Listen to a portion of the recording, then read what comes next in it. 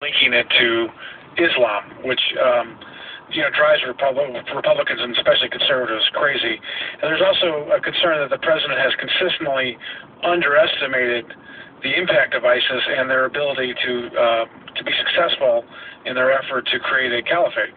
And he has consistently underestimated their abilities, and ISIS, or ISIL, whichever way you want to call it, has been successful. I mean, they have gobbled up a lot of territory in Iraq and Syria, and they also have been somewhat successful in exporting their terror overseas to Paris, as we know, and in San Bernardino. So, and the president ceded that, but I wonder if the real crux of this difference is the president said it very clearly. They do not threaten our national existence.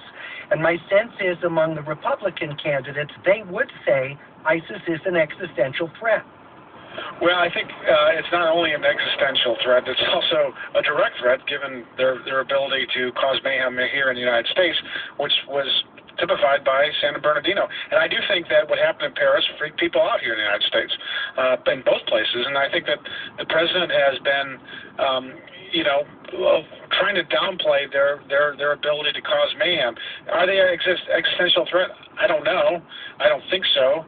But I do think that the president has not taken this threat seriously enough. At least that's the concern among conservatives. John Fury with us. Also Bill Burton, Democratic strategist based here in Los Angeles. Bill, your thoughts on this and the different views about the threat of ISIS? Well, I have great respect for John. I think he's one of the great Republican strategists in the country. I do disagree, though, on the question of the existential threat that ISIS is to the United States. I don't think that you can look at their abilities, their reach, and the power of the United States of America and say that they're an existential threat, or for that to even be a question. And that's what the president was trying to say last night. He was saying, we are a strong country. We have a track record of going after and killing terrorists, capturing terrorists, doing what we can to do whatever we need to do to take threats off the battlefield. That doesn't mean that no threats exist, but these attacks here and there, which are tragic in their own ways. Let me take nothing away from that. Dismissing the fact that ISIS is still able to do some serious damage and kill people and injure and hurt our citizens.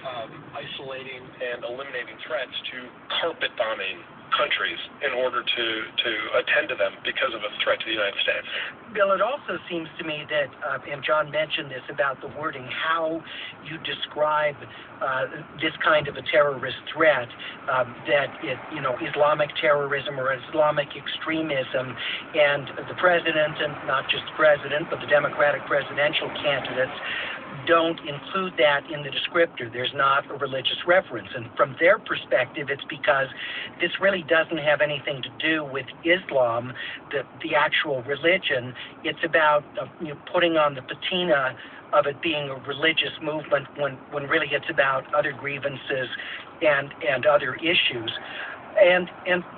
But from the Republican perspective, I think part of the existential concern is that it's more deeply religiously rooted than that. It may be an extreme interpretation of Islam, but it is rooted in the kind of religious fervor that is so strong that Islam becomes a motivating force for it, and that makes it more dangerous, the terrorist action, because it's done in the name of a holy cause.